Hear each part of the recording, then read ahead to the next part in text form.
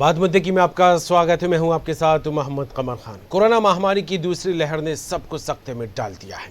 लोगों में लगातार डर का माहौल बनता जा रहा है, तो वहीं सरकार की चिंताएं भी लगातार बढ़ती जा रही हैं। देश में कोरोना वायरस के नए मामलों में रिकॉर्ड बढ़ोतरी जारी है। ताज़ा आंकड़ों से अगर हालत के संकेत जिस तरह से मिलते दिखाई दे रहे हैं, 1,15,736 नए मामलों ने सोचने पर मजबूर कर दिया है। आखिर आगे क्या होगा? अब तक के एक्टिव मरीजों की संख्या भी 8,43,473 हो गई है। वहीं पिछले 24 घंटे में 630 लोगों को कोविड निगल गया। महाराष्ट्र, छत्तीसगढ़, कर्नाटक, उत्तर प्रदेश, तमिलनाडु, दिल्ली, मध्य प्रदेश और गुजरात में कोविड-19 के नए केस सबसे ज्यादा बढ़ रहे हैं। स्वास्थ्य मंत्रालय के मुताबिक मंगलवार को इन 8 राज्यों में 80.04% नए मामले सामने आए। ऐसे में विभिन्न राज्यों के द्वारा सभी को वैक्सीन लगाने की मांग भी उठने लगी है। इस बीच केंद्र सरकार ने कहा है कि लक्ष्य सबसे जोखिम वाले लोगों को सुरक्षित करना है। वहीं इंडियन मेडिकल एसोसिएशन को लेकर बात करें तो एसोसिएशन ने भी प्रधानमंत्री नरेंद्र मोदी को पत्र लिखकर सुझाव दिया है 18 साल से ज्यादा उम्र के सभी लोगों को टीका लेने की अनुमति देनी चाहिए। लेकिन कुछ राज्यों में वैक्सीन की कमी की खबरें भी सामने आ रही हैं और सप्लाई को लेकर लगातार सरकार से मांग भी की जा रही है। उधर महाराष्ट्र में कोरोना ने सारे रिकॉर्ड तोड़ दिए। टीकाकरण अभियान में तेजी लाई जा रही है। देश भर में 8 करोड़ से ज्यादा डोज लोगों को लगाई जा चुकी है। हालांकि कई जगहों पर लॉकडाउन का फैसला लेना सरकार की मजबूरी बनता दिखाई दे रहा है। ऐसे में यही कहा जा रहा है कि कोरोना से दूरी, मास्क है जरूरी। जी हां, इस पर चर्चा आगे बढ़ाएंगे, मेहमानों से मुखातिब करेंगे, लेकिन पहले देखते हैं खास रिपोर्ट।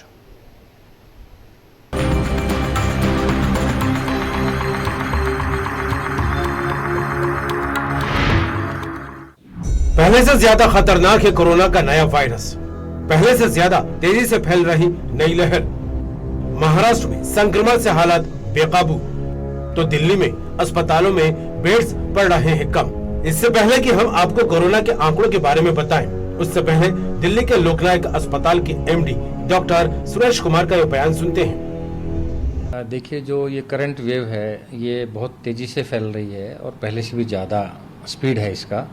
और हमने देखा कि पिछले एक हफ्ते में हमारे अस्पताल में पहले 20 मरीज भर्ती थे, अभी आज 170 मरीज एडमिट हो गए। इसके साथ साथ हमने ये भी देखा कि पहले जो ओल्ड एज ग्रुप के पेशेंट ज़्यादा आ रहे थे, 60 साल से ज़्यादा उम्र वाले, क्योंकि 60 साल से ज़्यादा उम्र के लोगों को ऑलरेडी वैक्सीन लग चुका है। तो इस बार हमने देखा कि यंग पेशेंट्स ज़्यादा आ रहे हैं, बच्चे ज़्यादा आ रहे हैं, गर्भवती महिलाएं ज़्यादा आ रही हैं। कोरोना वायरस के आंकड़ों ने हैरान कर दिया है। देश में बीते 24 घंटे में कुल 1,15,000 केस दर्ज किए गए, जो अब तक का सबसे बड़ा आंकड़ा है। पिछले 3 दिनों में ये दूसरी बार हुआ है जब केस 1 लाख से अधिक आए। अब भारत में कोरोना के एक्टिव केस की संख्या 8.5 लाख के पार पहुंच गई है। इसके साथ ही अब देश में वैक्सीन को लेकर नई रार छिड़ गई है। कुछ राज्यों के पास अब वैक्सीन का स्टॉक खत्म हो रहा है।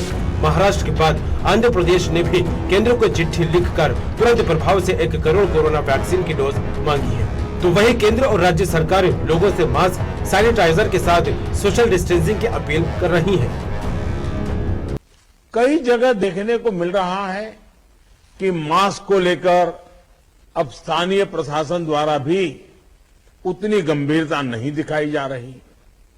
मेरा आग्रह है कि स्थानीय स्तर पर गवर्नेंस को लेकर जो भी दिक्कत है उनकी पड़ताल, उनकी समीक्षा की जानी और उन दिक्कतों को सुलझाया जाना, ये मैं समझता हूं वर्तमान में बहुत आवश्यक है। हमने 15 अप्रैल तक आने जाने वाली यात्री बसें, वाहन सब पर प्रतिबंध लगा दिया है, स्थगित कर दिया है। शहर के वो इलाके जो ज्यादा प्रभावित हैं उनका चिन्हांकन कर कंटेनमेंट जोन भी बनाए जा सकेंगे और कंटेनमेंट आधारित लॉकडाउन भी लगाया जा सकेगा। मास्क ना पहनना अपराध है। स्थिति को देखते हुए कई राज्यों में नाइट कर्फ्यू और लॉकडाउन जैसे हालात हैं। मध्य प्रदेश में करीब 20 जिलों में संडे लॉकडाउन है। महाराष्ट्र के कई जिलों में लॉकडाउन जैसे हालात। छत्तीसगढ़ के रायपुर और दुर्ग में लॉकडाउन। उत्तर प्रदेश के कई जिलों में सख्त पाबंदियां। देश में वैक्सीनेशन की रफ्तार अभी धीमी गति से चल रही है और कोरोना लगातार तेजी पकड़ता जा रहा है। अब ऐसे में सरकारों के सामने बड़ी समस्या खड़ी हो गई है। क्या फिर से लॉकडाउन किया जाए?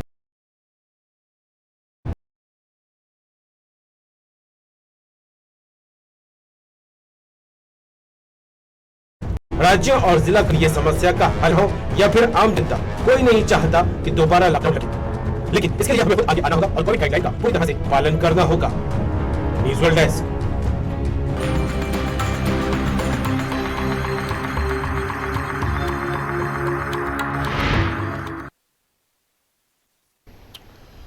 कोरोना से दूरी, मास्क बेहद ज़रूरी। जी हाँ, और इसके लिए ये भी कहा जा रहा है कि इसको अमल में लाने के लिए खुद तो अमल करें और आगे भी आए, दूसरों को भी अमल करने के लिए प्रेरित करें। चर्चा आगे बढ़ेंगे। हमारे साथ मेहमान जुड़ रहे हैं। अंशु गुप्ता जी रहेंगी, सामाजिक कार्यकर्ता, और साथ में रहेंगे डॉक्टर गुर्रेज शेख, बीजेपी प्रवक्ता भी हैं और चिकित्सक भी हैं। फिरोज सिद्दीकी हमारे साथ जुड़ेंगे, कांग्रेस नेता। लेकिन जिस तरह से कोरोना को लेकर बात की जाए तो लगातार देश में धीरे धीरे जिस तरह से पॉजिटिव मरीजों का आंकड़ा बढ़ रहा, भयावह स्थिति के संकेत कहीं ना कहीं मिलते नजर आ रहे हैं, क्योंकि दूसरी लहर ने पहली लहर से ज़्यादा चौंकाने वाले आंकड़े हमको दे दिए हैं। हमारे साथ तीनों ही मेहमान जुड़ गए। तीनों ही मेहमानों का बहुत बहुत स्वागत है। अंशु जी, शुरुआत आपसे करता हूं। सामाजिक कार्यकर्ता है, सामाजिक पहलू भी लगातार कोरोना से जुड़ा हुआ है। लोगों को जागरूक करने की बात लगातार कही जा रही है, चाहे सरकारी स्तर पर बात की जाए या प्रशासनिक स्तर पर बात की जाए। कई संगठन भी आगे आ रहे हैं, लेकिन बावजूद इसके कोरोना की जो चेन है वो मजबूत होती दिखाई दे रही है, कहीं कहीं कमजोर पड़ती नजर नहीं आ रही है। किस तरह देखें इसका, अंशु जी? देखिए, बहुत आपने सही कहा कि इन सारी चीजों को हम इस तरह देखिए कि जैसे कि सरकार द्वारा जो कि प्रयास किए जा रहे हैं वो अपने आप में कॉन्ट्रोडक्टिव हैं, क्योंकि अगर हम सरकारी आयोजन देखें, राजनीतिक आयोजन देखें, तो वहां पे तो इस तरह का प्रभाव कोई दिख नहीं रहा। तो डेफिनेटली है कि जब हम समाज में जाते हैं तो इस तरह के बहुत सारे सवाल आते हैं कि कहाँ है कोरोना। तो ये चीजों के लिए तो सबको समग्र रूप से एक मत होके एक साथ पॉजिटिव प्रयास करने ही होंगे, क्योंकि इसमें अगर सरकारी आयोजन में कहीं ना कहीं हमको दिख रहा है कि लोगों के साथ मास्क वो नहीं पहन रहे हैं, 144 धारा है तो वो प्रॉपर फॉलो हो रही है, सोशल डिस्टेंसिंग फॉलो नहीं हो रही है, तब समाज में ये भ्रमित होने वाली स्थितियां होती हैं। तो सरकार, प्रशासन को और राजनीतिक जो दल हैं, इन सभी को सोचना होगा कि कितनी बड़ी आपदा हमारे देश के सामने खड़ी है। सीधे सीधे लोगों की लाइफ एंड डेथ का सवाल है। तो इस समय तो हम थोड़े सतर्क हो जाएं। देखिए, आप स्ट्रिक्टनेस करते हैं, जैसे नाइट कर्फ्यू की बात हमारे सीएम साहब कर रहे हैं, तो क्या दिन में कोरोना कहीं और चला जाएगा, मतलब रात में कहीं और भाग जाएगा? तो ये सारी चीजों को देखते हुए एक जागरूक करने के लिए लोगों को अपने सेल्फ अवेयरनेस के लिए मोटिवेट करना चाहिए कि आपकी जान बहुत इंपॉर्टेंट है। आप अपनी सुरक्षा अपने साथ, अपने सारे पैरामीटर्स के साथ कीजिए। हम आपके साथ हैं। अब जैसे कि बाजार है, भीड़ बहुत है, तो थोड़े थोड़े इस तरह के इंतजाम होने चाहिए कि एक पूरा चंक 1 घंटे के लिए गया, फिर उनको बोलो आप अपनी जरूरी सामान खरीद ले, फिर वहां से बैरिकेड्स हटाए, वो लोग वहां से हटे, दूसरा चंक चला गया। तो इस तरह से एक प्रॉपर डिस्टेंसिंग के साथ एक डिसिप्लिनरी वे में लोग अपने दैनिक दिनचर्या के बिल्कुल अंशु जी, कई जगहों पर सख्त कदम भी उठाए जा रहा है। मास्क नहीं पहनने को लेकर कानूनी कार्रवाई भी हो रही है, जुर्माना भी लगाया जा रहा है। हालांकि जो जनता का नजरिया है वो स्पष्ट होता अभी तक फिलहाल नजर नहीं आ रहा। इन बिंदुओं को लेकर फिर एक बार मैं आपसे रुक करूंगा। हमारे साथ 2 मेहमान और जुड़े हुए हैं। गुरज जी, आप बीजेपी प्रवक्ता होने के साथ साथ डॉक्टर भी हैं, और जिस तरह से कोविड-19 अपने पैर पसारता दिखाई दे रहा है, हालांकि जागरूकता की कमी को लेकर बात की जाए तो यही सवाल लगातार उठ रहा है कि जनता जागरूक होने में कहीं ना कहीं कंजूसी करती दिखाई दे रही है। अगर जागरूक हो जाए तो कोविड को रोका जा सकता है। डॉक्टर के हिसाब से जिन पहलुओं को देखते हुए जो स्थिति बनती दिखाई दे रही है, किस तरह आंक रहे हैं आप इसको? कंवर जी, आज विश्व स्वास्थ्य, थोड़ा इको कम करवाएं जी। और मैं अपनी ओर से, अपने दल की ओर से और मेडिकल फेटर्निटी की ओर से सभी के लिए, सभी जीवों के लिए स्वास्थ्य की कामना करता हूँ। देखिए, जो अभी सेकंड वेव आई है, डेफिनेटली मेडिकली हम बात करें तो बहुत ज्यादा घातक दिख रही है, बहुत रैपिडली फैलती भी दिख रही है। अब एक अच्छा पक्ष जो है वह यह है कि पिछली वेव जो फर्स्ट वेव थी उसके कंपैरेटिवली हमारे पास कुछ ज्यादा विकल्प है, हमारे पास आज वैक्सीन है, हमको जो बेसिक कैरेक्टर है इस वायरस का वो उससे किस प्रकार से डील करना, हालांकि ट्रीटमेंट अभी तक नहीं है दुनिया में कहीं भी। वायरस भी जो है वो एंटीबॉडीज बनाता है, एक तरह से रक्षा सुरक्षा कवच देता है, लेकिन एक बार आप पेनिट्रेट हो गए उस कवच के तो फिर उसके लिए कोई डायरेक्ट अभी भी कोई ट्रीटमेंट नहीं है कि ऐसा कोई एंटीवायरस ड्रग डेवलप हुआ हो जो कोविड-19 के वायरस के खिलाफ प्रभावशाली हो। तो लेकिन हम जो सिम्प्टोमेटिक ट्रीटमेंट जिसको कहते हैं वो बहुत कुछ समझ गए हैं कि इस वायरस का कैरेक्टर कैसा है, किस प्रकार से उसको ट्रीट किया जाए। लेकिन अभी सबसे ज्यादा जरूरी जो है वह है कि सोशल अवेयरनेस हो और बतौर समाज हम सब मिलकर अपने कर्तव्यों का निर्वाह करें, क्योंकि जब तक दवाई नहीं है डेफिनेटली एक अम्ब्रेला जरूर है कवच देने के लिए वैक्सीन का, लेकिन दवाई तो एक ही है। मास्क का उपयोग किया जाए, सोशल डिस्टेंसिंग की जाए, वो कम से कम बाहर निकाला जाए, जितना जरूरी हो अति आवश्यक कार्य हो तो ही बाहर निकला जाए। बिल्कुल। और इसके बिना दुनिया में कहीं काम नहीं हो सकता, सभी जगह यही प्रोटोकॉल यही एसओपीज का पालन किया जा रहा है। अभी अंशु जी पूछ रही थी कि जो नाइट कर्फ्यू है उसका कॉन्सेप्ट क्या है। ये कॉन्सेप्ट केवल मध्य प्रदेश या इंडिया का नहीं है, मुझे लगता है ये इस पर डिटेल्ड साइंटिफिक एनालिसिस होगा, क्योंकि वेस्टर्न यूरोप में भी यही किया जा रहा है, दूसरे देशों में भी यही किया जा रहा है। तो कहीं ना कहीं WHO के पैरामीटर्स में वो मैच हो रहा होगा, तभी इस चीज को किया जा रहा है, जैसा मेरा विचार है। बिल्कुल, क्योंकि डॉक्टर गुररेज जी, क्योंकि कहीं ना कहीं इस बात को लेकर ये सोच भी हो सकती है, भले ही चंद घंटों के लिए, लेकिन कहीं ना कहीं लोग एक दूसरे से दूरी जरूर बना कर रखेंगे। इटली में भी वही हो रहा है, तो कहीं ना कहीं जो medical fraternity, global medical fraternity है, उस चीज को मान रही है। चलिए बिल्कुल गुररेज जी, मैं फिर रुक करूंगा। हमारे साथ जुड़े हुए फिरोज सिद्दीकी जी, कांग्रेस नेता। फिरोज जी, कोरोना संक्रमण लगातार बढ़ता दिखाई दे रहा है, वैक्सीनेशन की प्रक्रिया भी लगातार जारी है, जिस तरह से देखा जाए कई चरणों में वैक्सीनेशन भी हो रहा है, लेकिन कुछ राज्यों को लेकर बात की जाए तो धीरे धीरे जो स्थिति सामने आ रही है उसने भयावह तस्वीर बनने के संकेत दे दिए हैं। लेकिन कहीं ना कहीं जनता की जागरूकता की कमी की बात निकलकर सामने, और कहीं ना कहीं ये सवाल भी निकलते आ रहा है कि शासन और प्रशासन के स्तर पर उचित कदम नहीं उठाया जा रहा है। किस तरह देख रहे हैं तमाम जिस तरह की स्थिति बनती दिखाई दे रही है? देखिए कमर जी, ऐसा है कि भारतीय जनता पार्टी तो कांग्रेस पे आरोप लगाती है, लेकिन अंशु जी तो कोई राजनीतिक कार्यकर्ता है नहीं जी, जो महाराष्ट्र में लॉकडाउन क्यों लगाए? रुकिए जी, आपकी सरकारें बैठी है सर। गुररेज जी, मैं फिर आपके रुक करूंगा। गुररेज जी, मैं फिर रुक करूंगा। जी सिद्दीक जी, क्या होता है कि जब लोगों के स्वास्थ्य और जान की विषय हो ना, तब राजनीति नहीं करना चाहिए। मैं ऐसी राजनीति पसंद नहीं करता हूँ बेसिकली। आप सुन तो लीजिए जी फिरोज सिद्दीकी जी, आपने नाइट कर्फ्यू लगाया है जी, तो नाइट कर्फ्यू का भी पालन नहीं हो रहा। मैं अभी 3 दिन पहले बाहर से कहीं से आया था, पूरे शहर में मैंने 9 किलोमीटर गाड़ी चला ली, ना तो मुझे पुलिस ने रोका ना किसी ने रोका। पुलिस एक जगह दिखी थी, 2 पुलिस वाले, वरना बैरिकेड्स लगे हुए, आप आइए और निकल के चले जाइए। तो इसका भी पालन नहीं हो रहा। जब ये नाइट कर्फ्यू इम्पोज किया था तो बाजार 9 बजे बंद थे और 11:30 बजे तक शराब की दुकानें खुली थी। तो मेरा ये सवाल है कमर भाई की बालाघाट कलेक्टर ने आज से 1.5 महीने पहले कहा था कि हमको नाइट कर्फ्यू की परमिशन दे दीजिए।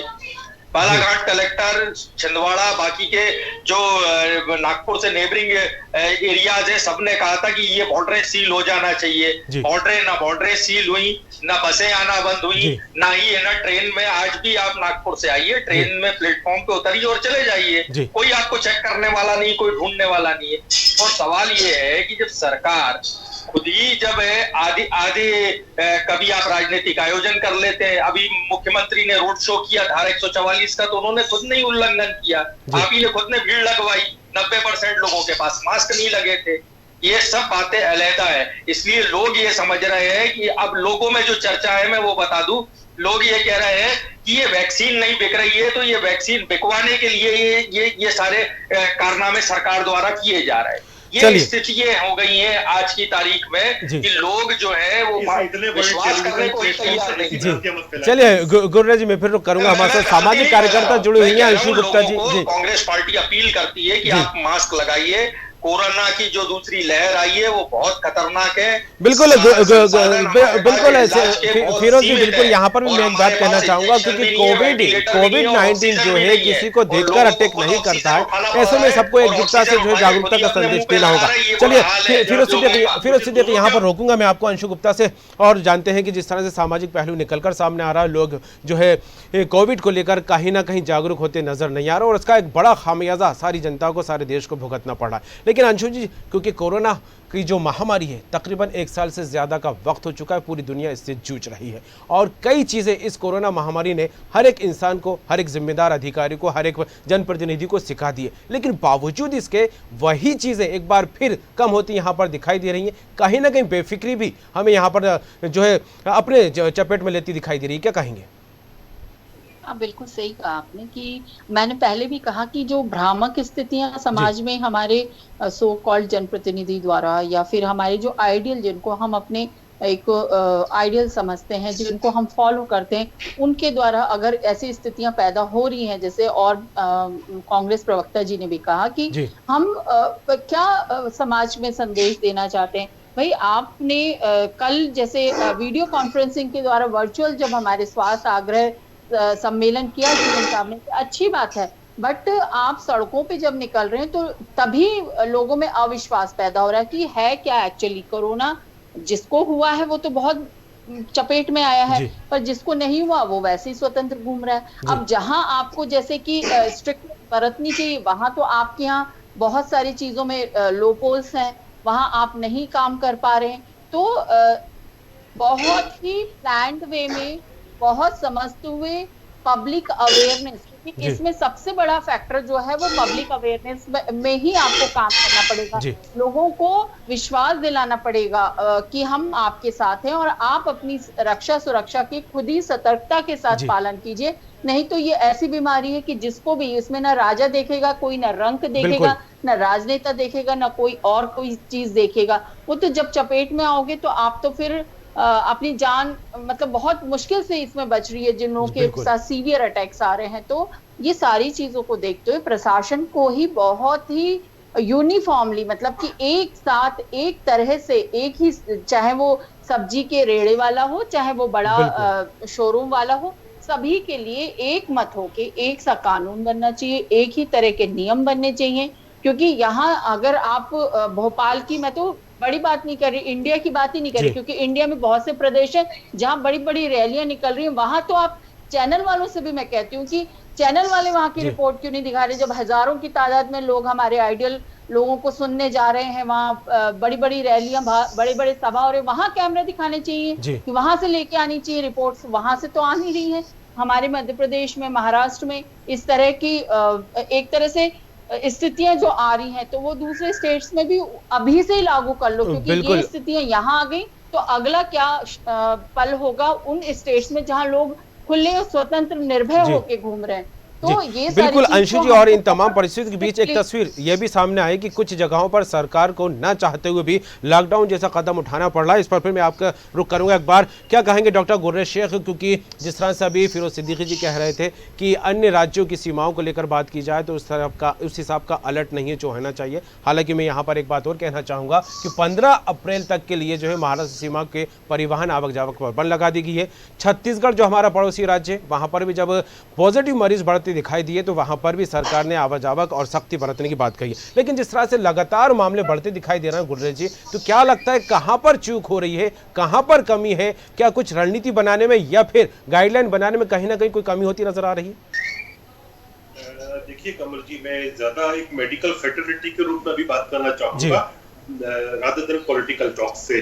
ये हमको अभी नहीं पता है और थोड़ा समय इसमें और लगेगा कि जो स्ट्रेन है उसमें कितना परिवर्तन आया है, क्योंकि बीच में कुछ छत्तीसगढ़ में जो सैंपल मिले थे, जो स्ट्रेनिंग हुए थे, उसमें डबल म्यूटेशन एक साथ दिखे थे। डबल म्यूटेशन कैसा बोल सकते हैं इजी लैंग्वेज में कि सामान्यतः एक व्यक्ति को एक बच्चा पैदा होता है, लेकिन एक साथ 2 बच्चे पैदा हो जाएं और दोनों अलग अलग प्रकार के हों, तो ये जो वायरस का एक डबल म्यूटेशन आया है, क्या इसकी वजह से इतनी आक्रामकता दिखी है, अभी कहना थोड़ा जल्दी है। और कौन कौन सी और भी स्ट्रेन्स हैं, क्या ऐसी स्ट्रेन्स नई डेवलप हुई हैं जो अन्य जगहों पर नहीं दिखी है और उनका प्रभाव बहुत तेजी से रैपिड फैलने वाला है, जो आर नॉट फैक्टर कहते हैं कि आर मतलब एक संक्रमित व्यक्ति और नॉट मतलब एक संक्रमित व्यक्ति कितनों को संक्रमित कर सकता है। क्या जो नई स्ट्रेन है उसका आर नॉट फैक्टर बहुत ज्यादा है, थोड़ा इसमें समय और लगेगा क्योंकि स्ट्रेनिंग का काम तो चल रहा है, लेकिन ये काम इतनी जल्दी नहीं होता। उसके अंदर आपको पूरा डीएनए स्ट्रेन्स को अलग अलग करना है, उसका क्लासिफिकेशन करना है। लेकिन पॉजिटिविटी की कड़ियां लगातार जुड़ रही हैं कंट्रोल की।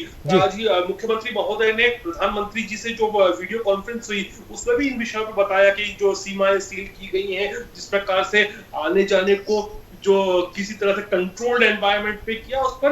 लेकिन क्या होता है कि सख्ती करना बहुत आसान होता है। देखिए पुलिस बिठाकर डंडा लेकर आपके घर के बाहर, आपके मोहल्ले के बाहर बिठा दे, सबसे आसान काम होता है सरकारों के लिए पुलिस बिठाकर सख्ती कर दी जाए। लेकिन उससे क्या होता है कि जो गरीब व्यक्ति है उसकी आजीविका सबसे ज्यादा लचर हो जाती है। तो दोनों स्थितियों के बीच में कंट्रोल बनाना पड़ता है सरकारों को, ये इतना आसान नहीं होता चाहे सरकार किसी की भी हो। अभी आप देखिए छोटे राज्यों में तुलनात्मक रूप से पहले सबसे ज्यादा कोरोना का संक्रमण फैल रहा था केरल में, अब केरल को ओवरटेक कर रहा है। जी बिल्कुल बिल्कुल, महाराष्ट्र छत्तीसगढ़ की सरकार इसलिए हो रहा है, कोई सरकार चाहती कि लॉकडाउन की परिस्थिति बने, कोई सरकार नहीं चाहती कि जनता को परेशानी हो। लेकिन ये चीजें जो है ना अभूतपूर्व है, वो कहीं ना कहीं मेडिकल साइंसेस की अभी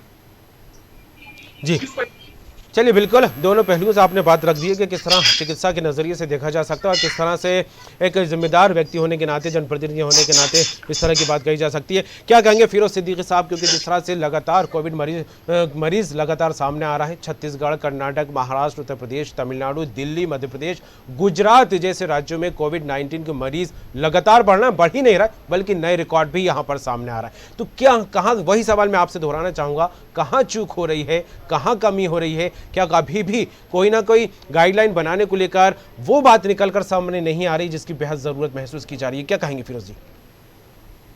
देखिए कमर भाई, ऐसा है कि आर्थिक कोरोना से स्थितियां बहुत ज्यादा खराब हो गई और आर्थिक कोरोना की वजह से लोग इतने परेशान हैं कि वो ना तो अपना व्यापार छोड़ सकते हैं, बिल्कुल, ना ही अपना काम छोड़ सकते हैं, और सरकार की तरफ से भी राहत नहीं है। दूसरी तरफ जो सरकार का काम है, सरकार का काम था कि इसको कितना जो है प्लान्ड वे में काम किया जाए। हम किसी प्लान्ड वे में मध्य प्रदेश में हम काम नहीं कर रहे। 15 मार्च में आपको याद होगा कि ये ऑर्डर्स इश्यू हो गए थे कि सब स्कूल खोल दिए जाए 1 अप्रैल से। यानी सरकार ये मान नहीं रही थी कि हमारे यहाँ कोरोना की कोई दूसरी लहर आ रही है, दूसरी लहर का हमने इलाज भी नहीं किया। खैर वो अब सब बातें पुरानी हो गई, मैं राजनीतिक बात कर रहा हूँ। अब सरकार को चाहिए कि हम किन किन एरियाओं में कोरोना बढ़ रहा है और कहाँ से ये कोरोना निकल रहा है ज्यादा, उन एरियाज को कॉर्डन ऑफ करें, हम सबकी टेस्टिंग करें हम, और मास वैक्सीनेशन प्रोग्राम को अब चलाना पड़ेगा। दूसरी तरफ हमको अस्पतालों में एक डेडिकेटेड कोविड हॉस्पिटल्स हर शहर में बनाना पड़ेंगे, क्योंकि लोगों की दोनों दिक्कतें साथ साथ है। महंगे इलाज से लोग परेशान है, अपना घर बार जेवर बेच रही है हमारी बेचारी बहनें, और दूसरी तरफ ये है दिक्कत है कि दवाइयों की भी दिक्कत है, और तीसरी तरफ जो कोरोना की आर्थिक कोरोना की स्थिति है वो भी खराब है। बिल्कुल, और कई जिलों से, कई राज्यों से सिद्दीकी साहब जिस तरह से बात की जाए कि वैक्सीनेशन के खत्म होने की खबरें भी निकलकर सामने है, जिसकी लगातार डिमांड की जा रही है। झाबुआ की थी जी, आज ही मैंने झाबुआ में बात की थी कि 4 दिन वहां वैक्सीन नहीं था, फिर वहां के सांसद और भूरिया जी ने यहाँ बात की, अब सुचारू स्थिति में आया है। लेकिन अकेले पूरा जो झाबुआ 1 लाख के आसपास की पॉपुलेशन है उसकी, उस झाबुआ में एक अकेला सेंटर है जहाँ वैक्सीन लग रहा है। तो ये सारी दिक्कतें जो है वो सामने आ रही हैं, और अकेले झाबुआ में ही लग रहा है, जो बगल में पेटलावाद है वहां नहीं लग रहा, थांदला में नहीं लग रहा। तो ये हमको इसको वैक्सीनेशन को बढ़ाना पड़ेगा। एक बात तो तय है कि जो वैक्सीन है, मैं लोगों से अपील करता हूँ कि ज्यादा से ज्यादा तादाद में जाएं और वैक्सीन लगाएं। वैक्सीन से एक फायदा है कि आपको जिस लेवल पे कोरोना को पहुंचना चाहिए उस लेवल पे कोरोना नहीं पहुंचता। बिल्कुल, इंटरनल पावर कहीं ना कहीं लोगों को मिलेगी। बिल्कुल, वापस कोरोना हो जाता है तो इसका मतलब ये नहीं है कि वैक्सीन कारगर नहीं, वैक्सीन कारगर है, लोगों को इस्तेमाल करना चाहिए वैक्सीन। चलिए बिल्कुल, और मैं फिर करूंगा अंशु जी का। अंशु जी, जिस तरह से आप बात कर रही थी कि रेहड़ी वालों की बात हो जाए, पटरी वालों की बात हो जाए, या दुकानदारों की बात हो जाए, या खरीदारों को लेकर बात की जाए, 1 साल में कोरोना ने हमने बहुत कुछ सिखा दिया। नहीं लगता कि आम जनता की भी ये जिम्मेदारी बनती है, क्योंकि जागरूकता को लेकर बार बार सवाल यही उठता है कि लोग जागरूक नहीं हो रहा है, इसलिए कोरोना जो है पैर पसारता दिखाई दे रहा है। लोग जागरूक हो जाएं तो कहीं ना कहीं इसकी कड़ी कमजोर होती दिखाई देगी, लेकिन जो सामान किस तरह से खरीदना है, कहाँ से खरीदना है, गाइडलाइन का पालन हो रहा है नहीं हो रहा, उस जगह पर जाकर सामान खरीदे नहीं खरीदे, अगर लोग इस तरह का माइंड सेट कर ले तो मुझे लगता है कि कहीं ना कहीं कोरोना से जो लड़ाई लड़ी जा रही है, कुछ हद तक उसको कमजोर किया जा सकता है, इस कोरोना वायरस को। तो किस तरह के और कदम उठाए जा सकते हैं, क्योंकि नाइट कर्फ्यू की बात आपने कही है, लॉकडाउन न चाहते हुए भी सरकार कदम उठाने की बात कहती नजर आ रही है, तो कहीं ना कहीं नहीं लगता कि आम जो जनता है वो हठधर्मी अपनाए हुए है? बिल्कुल सही कहा। ये तो ये आपने सच कहा कि सोशल अवेयरनेस तो इसके लिए बहुत बड़ा फैक्टर है, क्योंकि स्वयं हम जागरूक नहीं होंगे तो हमारी जानों की जो रक्षा है वो मात्र सरकार के हाथों थोड़ी है कि उन्हीं की जिम्मेदारी, ये हमारी भी जिम्मेदारी है, हम समाज सेवियों की भी नैतिक जिम्मेदारी है कि हम समाज में जाएं, लोगों को अवेयर करें कि आपकी जान की सुरक्षा आप स्वयं कीजिए। आप जो भी हमारे सरकार या प्रशासन द्वारा दिशा निर्देश दिए जा रहे हैं उनका पालन कीजिए। पर समस्या पता क्या आ रही है, जब मैं समाज में जाती हूँ, मैं बस्तियों में जाती हूँ, मैं व्यापारी एसोसिएशन की, कैट की, मध्य प्रदेश की वाइस प्रेसिडेंट हूँ, तो समस्या मजबूरी के साथ आ रही है, क्योंकि अगर रेहड़ी वाले नहीं निकल के अपना काम धंधा रोजगार करेंगे तो उनके भरण पोषण, उनके बच्चे हैं, उनके घर परिवार में खाने को नहीं है। यही बड़े लोगों की भी यही समस्या है, बड़े व्यापारियों की समस्या ये है कि उनपे करोड़ों के ब्याज हैं, उनकी ईएमआई नहीं निकल रही, उनके शोरूम के खर्चे नहीं निकल रहे, तो वो और दुगनी गति से डाउन हो रहा है उनका व्यापार व्यवसाय। तो ये मजबूरी भी बन जा रही है लोगों की कि वो निकले और कुछ ना कुछ तो अपनी जीविका के लिए अर्न करें। तो यहाँ पर सरकार की बस सरकार से अपील है कि एक बहुत सॉलिड और बहुत चोकआउट प्लान वे में एक प्लान तैयार करें, जिससे सारे हमारे जो तबके हैं समाज के वो सेटिस्फाइड हो, और उसमें हमारी जागरूकता पहले हो और सरकार की तरफ से पहल हो कि भाई आप अपने स्वास्थ्य का ध्यान रखते हुए, हमने इस समय पे लॉकडाउन किया है, इस समय खुला रहेगा बाजार, इतने लोगों को ही ये वाले बाजार में एंट्री रहेगी। तो वहां पे कहीं ना कहीं पब्लिक जब अवेयरनेस होगी, पब्लिक के लिए अपील होगी सरकार की, तो वो काम करेगा। और बहुत सी संस्थाओं को भी ये जिम्मेदारी दे सरकार कि आप पब्लिक के बीच में जाएं, थाना स्तर पे हम वो काम करें। हमारे तो और कई जगहों पर इस तरह के काम हो भी रहे हैं अंशु जी, और लेकिन जिस तरह से बात की जाए जी, देखिए आप भारत की पृष्ठभूमि में देखिए, यहाँ पे जो बहुत सा वर्ग है वो अशिक्षित है और कहीं ना कहीं गरीबी भी है, तो ये दोनों फैक्टर काम कर रहे हैं। जो अशिक्षित है उनको समझ ही नहीं आ रहा है कि कितनी बड़ी समस्या हमारे देश के आगे खड़ी हो गई है, तो इन अशिक्षितों को भी समझाना है, और जो बुद्धिजीवी हैं वो हाइपर बुद्धिजीवी हो गए हैं, तो इनको भी हमको समझाना है। तो ये तो बहुत समग्रता के साथ सभी को हर चलिए बिल्कुल, और वक्त कम है, मैं एक छोटी सी प्रतिक्रिया डॉक्टर गुरेश्वर से लेना चाहूंगा। भाई मैं एक चीज कहूंगा, मैं अंशु जी की बात से बिल्कुल सहमत हूं कि दोनों हैं। एक तरफ आपको आर्थिक कोरोना से लड़ना है और आर्थिक मजबूरियों के कारण लोग सोशल डिस्टेंसिंग का पालन नहीं कर पा रहे, दूसरी तरफ आपको स्वास्थ्य कोरोना से लड़ना है। तो ये जो दोनों पार्ट हैं, इन दोनों पार्ट को बैलेंस करके एक चेकआउट प्लान सरकार को बनाना पड़ेगा, जिसमें लोगों की आर्थिक मदद भी करनी पड़ेगी, लोगों की आपको स्वास्थ्य की मदद भी करनी पड़ेगी, यानी इलाज, वैक्सीनेशन और उनकी आर्थिक मदद। ये जब ये तीनों पार्ट पे करेंगे, वरना स्थितियां बहुत भयावह हैं और भयावह होती ही जा रही है। और ये कोरोना की स्थिति इसलिए और तेजी से फैल रहा है, अगर आप पिछली बार का मार्च से अप्रैल की वजह से देखें, क्योंकि लोग अब सोशल डिस्टेंसिंग किसी डिसिप्लिन का पालन नहीं कर रहे हैं, और उसकी प्रमुख वजह है आर्थिक स्थिति। बिल्कुल, क्योंकि हर आदमी यही चाहता है कि अगर लॉकडाउन लगता है या कुछ होता है तो आर्थिक गतिविधियां खत्म हो जाएंगी, और ऐसे में आर्थिक संकट एक बार फिर मंडराता नजर आएगा, क्योंकि धीरे धीरे इस अर्थव्यवस्था को पटरी पर लाने की जद्दोजहद भी जारी है। बहुत छोटी सी प्रतिक्रिया डॉक्टर गुरेश्वर आपसे लेना चाहूंगा, क्या कहना चाह रहे हैं?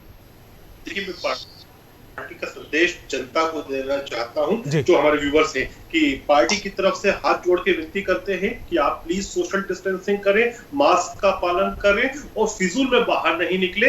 दूसरी पार्टी की तरफ से ही एक चेतावनी भी दी जा रही है। यह दी जा रही है उन अस्पतालों के लिए जिनके ऊपर अभी नोटिफिकेशन भी आने वाला है कि हर चीज का रेट फिक्स किया जा रहा है। किसी ने भी कोरोना के मरीज को लूटने की कोशिश की तो उस पर दंडात्मक कार्रवाई की जाएगी, अस्पतालों के लाइसेंस निरस्त किए जाएंगे। बिल्कुल, बहुत अच्छा होगा अगर इस तरह की सख्त कार्रवाई एक बार फिर अपनाती यहाँ पर नजर आए सरकार को, कि बार बार सरकार को लेकर अब तो विपक्ष भी सहयोग करने की बात